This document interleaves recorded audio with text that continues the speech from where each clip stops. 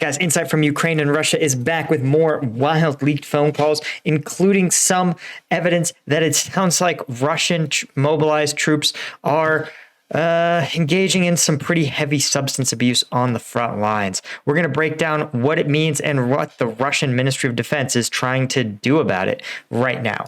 First off, as always, guys, of course, give him a like. And as you guys can see, I made good on my promise and I'm a member of his channel. You should become a member of his channel because all of us Ukraine YouTubers, we're trying to bring real information about the conflict to you guys, despite YouTube's efforts to become an increasingly sanitized platform. So I ask, if you can and you want access to the uncensored combat video breakdowns, the viral combat videos that YouTube won't let me show you. I break all those down on my Patreon. You should become a member of Insight's channel as well. Simply because he's doing great work. And of course, drive the algorithm. Check out his video. The link is in the description and give the man a like. All right, let's go. Right now you'll hear an intercepted phone call, but it's kind of unusual because you're going to hear only one woman talking. Apparently she's somehow related to Soldier Pasha, who's a separatist from the DPR. Also, you should know that the beginning of this phone call is pretty confusing, but please watch it till the end and you'll get everything. Okay, one thing I want to point out is that the DPR, for those of you that don't know, is one of the separatist pseudo-republics that Russia has sponsored as one of the breakaway elements of this conflict. Early in the conflict, Russia was trying to prop them up as independent states, trying to get other Russian-aligned states to recognize them as independent countries. And it became increasingly a problem for Russia because the DPR or DNR and LNR, both of these independent countries, right, they wanted their own militaries, their own governance, their own command structure. The problem with that is that when you have your own command structure, you don't listen to what the Russian Ministry of Defense says is best. And so you would have two independent countries fighting sort of their own war, basically, separate from the Ministry of Defense. And this became aggravating for Russia and is part of the reason I believe that Russia annexed these two and are now considered part of Russian sovereign territory. It's pretty weird because Russia's just sort of not acknowledged this since. They seem to no longer talk about the DNR and LNR as being like part of Russian territory.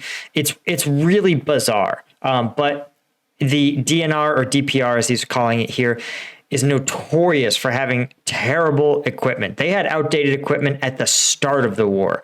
And now that they're only using what few hand-me-downs Russia's willing to put out, I suspect that their equipment is probably just abysmal. It feels like every few days, another online scam gets exposed. Whether it's the hot new app with some big security flaws, some super jacked guy selling powdered snake oil supplements, or that shady cryptocurrency company whose promises seem too good to be true, online risks have never come in so many forms. That's why taking your online security more seriously should be your goal for this year. And that's why I wanted to talk about today's sponsor, Atlas VPN. Right now, Atlas VPN is running a huge discount. You can get a 3-year subscription for just $199 a month with a 30-day money-back guarantee. Time is running out, so get your deal by clicking the link in the description below. One Atlas VPN account protects unlimited devices. So from your desktop to your laptop to your phone, Atlas VPN has you covered. Atlas VPN blocks malicious links, ads, trackers, and notifies you when someone is trying to steal your data. Atlas VPN keeps Google searches private and prevents online companies from tracking your activity. You'll be able to see price deals only available in select locations, like deals on airlines and hotels, and you'll be able to access geo-restricted content on services like Netflix or Hulu. Right now, Atlas VPN is running a huge discount. You can get a 3-year subscription for just $199 a month with a 30-day money-back guarantee. But time is running out, so get your deal by clicking the link in the description below. Заходи. Да, передал кафе. Кубаты купили за 1,5. Старый. Kitab? Huh. Book? Kitab, I think, is Arabic for book. Pasha, all right. The old Pasha went there. Everything was fine. He was in the mood, and then he was just, I won't come in. все нормально, все это самое. Sounds like she's panicked. Потом я зайду.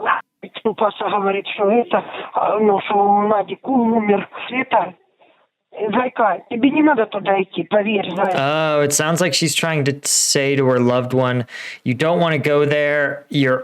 The old Pasha, like the elderly Pasha, he was distraught, Это said something horrible. Тебе еще внуки, дети.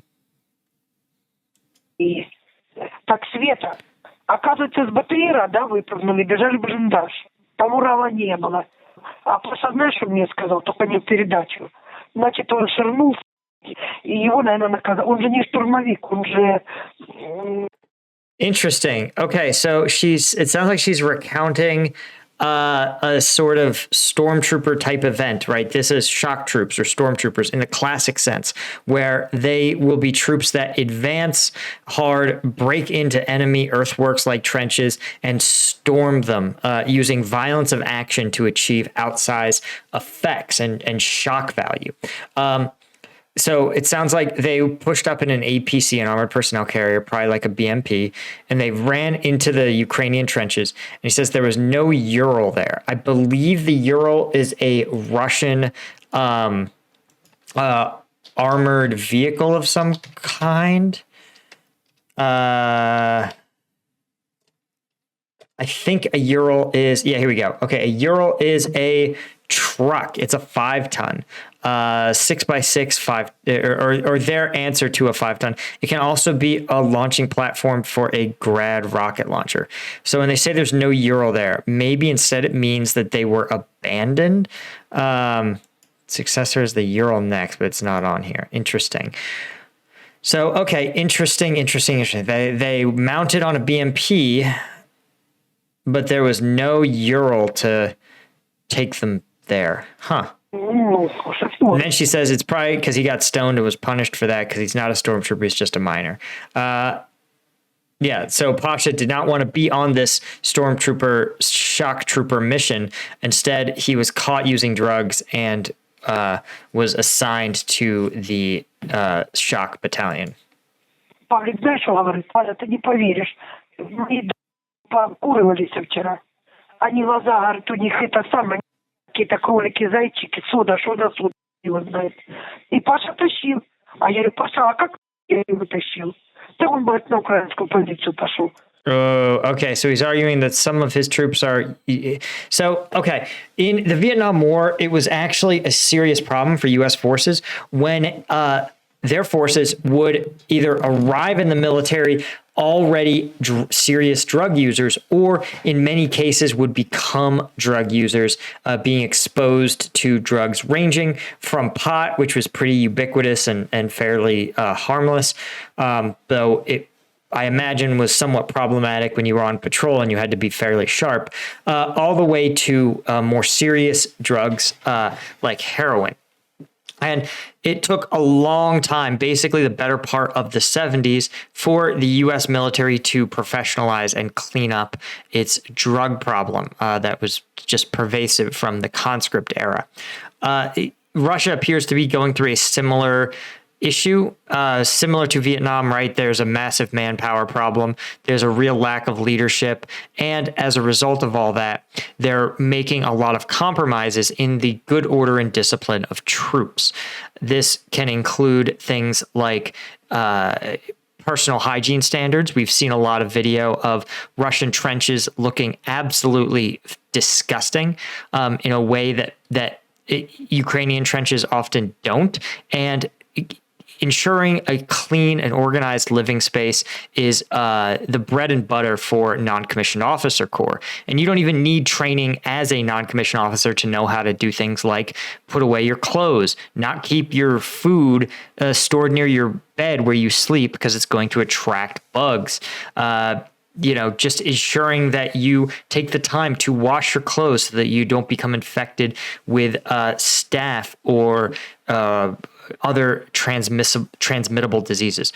These are things that is the firm role of the non-commissioned officer corps in most NATO countries. But in Russia, which really has almost no non-commissioned officer corps as we think of it, this sort of bad, ill discipline is going to be super common. А он идет в другую сторону, в посадку, до этих, да. As for me, it sounds like those soldiers are just trying to escape what they see every day. Maybe it's just a psychological state, or maybe just that kind of people. Right. And actually, I think he's actually onto something here. On one hand, forcibly mobilized troops, as opposed to volunteer units, are... So there's one theory about PTSD, and the theory is that it's a damage that's done to the human brain when it is stuck in a potentially life-threatening situation, or believes it's in a life-threatening situation, where you are unable to take action to resolve it.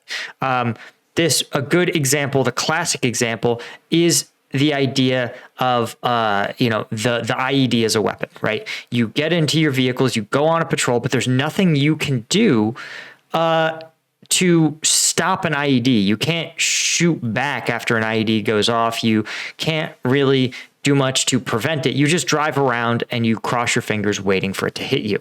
It's a really... you feel like you don't have agency in your ability to keep yourself safe. And, I at least always tried to emphasize to my soldiers that there were many things that they needed to do to keep themselves safe. Wearing all their personal protective gear, ensuring they did their 5 and 25 sweeps, ensuring that they wore their seatbelts, even though they were uncomfortable, annoying 7-point seatbelts or something. There's a lot of things you can do to keep yourself safe, the actions that you can take. And they're effective. Tying down loose gear in your vehicles is a huge one, because that loose ammo crate can become a projectile, a dangerous one. You do all those things because they give you, both because they are effective, but they also remind you that you can't have this hopeless mentality. You cannot assume this mental state where you believe there's nothing you can do. If it's your time, it's your time. You can't stop the IED strikes. They're too well hidden. Once you believe that, you lose your own discipline and your ability to stay focused, but you also, the theory goes, increase the risk of developing PTSD because you believe that you are powerless to influence your situation. And so I suspect that many of these soldiers, because they were forcibly mobilized, forced into the front lines, and in a situation where they probably feel that they are not prepared, and no matter what they do as untrained, recently mobilized soldiers with no body armor and outdated weapons, they are going to become KIA.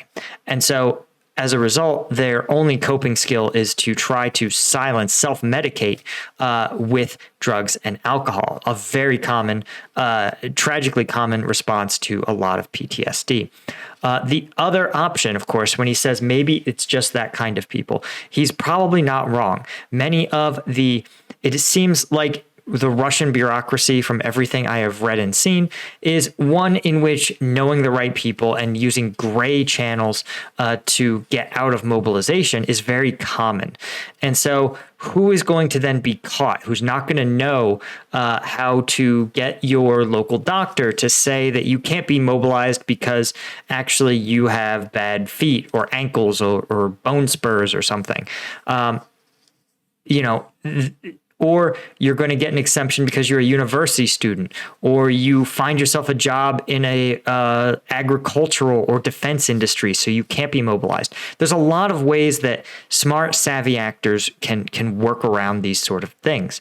The data show, right, that the higher earning Muscovites and individuals from St. Petersburg are conscripted in just way, way lower numbers.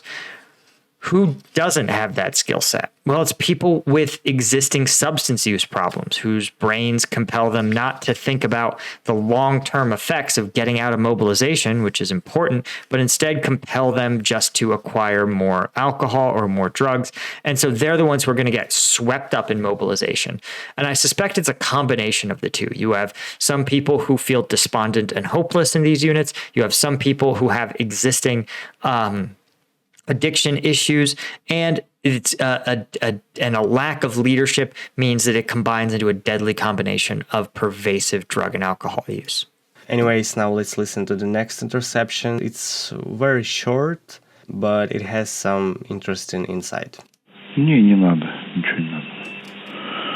Тут все есть. Водки, да, и пиво. К Новому году. Ну да. Не, кто хочет, достает. Ну, периодически мрут, слепнут.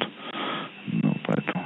Okay, die or go blind. What's he talking about? Well, it means they're getting alcohol from unlicensed sources.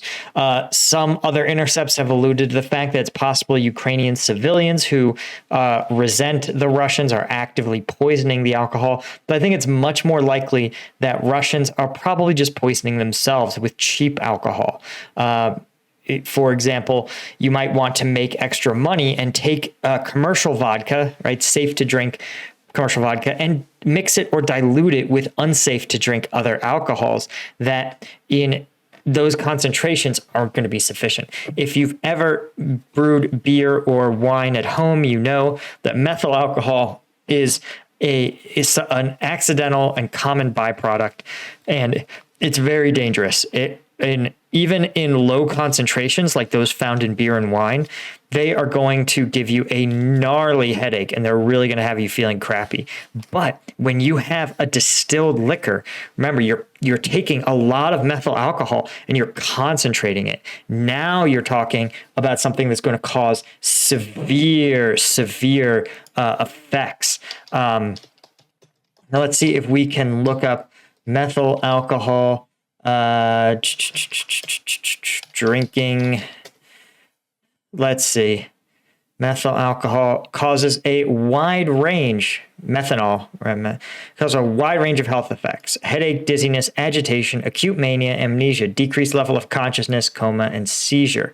Methanol toxicity, poisoning from methanol, characteristically via ingestion, decreased levels of consciousness, hypothermia, vomiting, abdominal pain, and the smell in the breath. Long-term outcomes include blindness and kidney failure, but blindness may occur with drinking as little as 10 milliliters. That is not that much especially when you've concentrated all the alcohols, ethyl and methanol, into a concentrated drink. Methanol poisoning because drinking windshield washer fluid, accidental or not. You can get it through formaldehyde. Yep. So this is what I suspect is probably happening. Probably some enterprising Ukrainian realizes that he can help with this currency crisis and do good for his country, while by doubling the volume of vodka, selling it already at a tremendous markup, and selling at a huge markup, and still poisoning Russian soldiers. Everybody wins except for the Russian soldiers who go blind.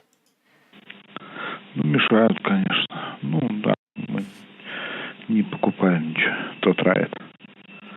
This particular phone call proves that Russians can't just occupy territory and live normally there. They will struggle to control people, and it's a good news. Anyways, thank you so much for it. Yep. As always, guys, yeah, do give the guy a like, a subscribe, and if you have the money to support this kind of content, I'm sure he's like me. I bet he is getting a lot more hate from Russian trolls. Recently, some of the YouTubers in the English language community were featured in the Kiev Post, which definitely I can see attracted a lot of attention from the Russian troll farms. But that's okay, because you know what? Comments, like, and subscribe. Hey, if they comment, like, and subscribe, I don't give a crap what they say, because, as always, the place where I interact the most with fans is on the Patreon. Thanks so much, guys. Of course, and thanks to our sponsor, and I'll see you guys in the next one.